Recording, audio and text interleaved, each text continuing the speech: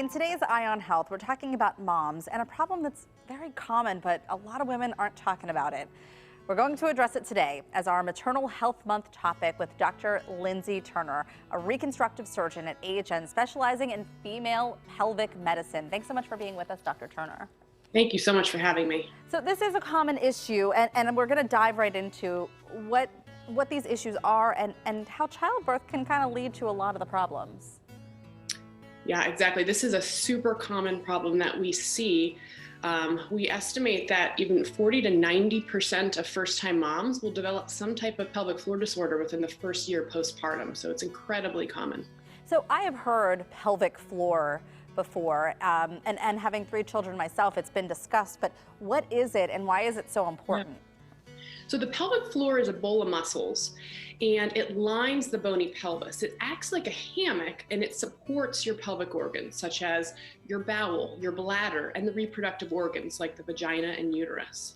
So when it's damaged or something happens during childbirth, something that can be traumatic to your internal organs like that, Yeah. what are some of the problems that come along with it? Right. So what can happen during childbirth, or even just during pregnancy in general, is weakness of the muscles, but also damage to the nerves in the muscles.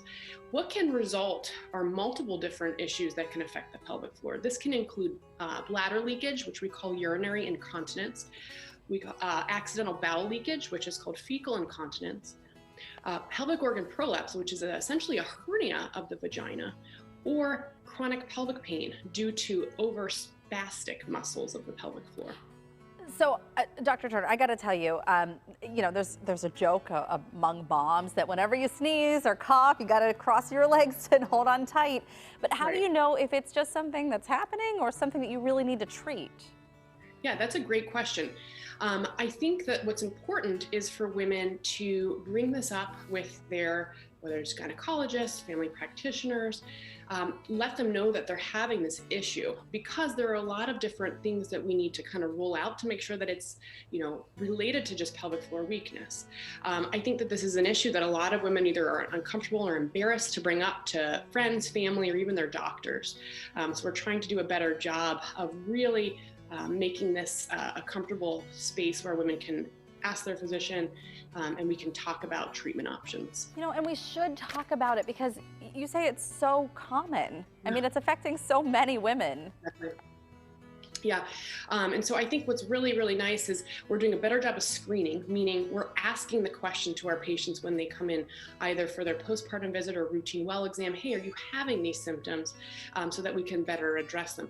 I think also social media has been doing a better job of letting women know, hey, this is a common problem, but you don't have to live with it. Very good stuff. And you said speak with your doctor if you think that there are any issues. Mm-hmm. Yeah, definitely. Okay. Dr. Turner, thank you so much for joining us.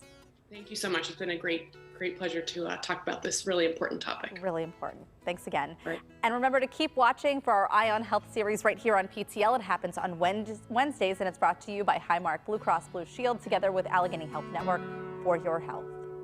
And hopefully that will help a lot of women. Thank you, Heather.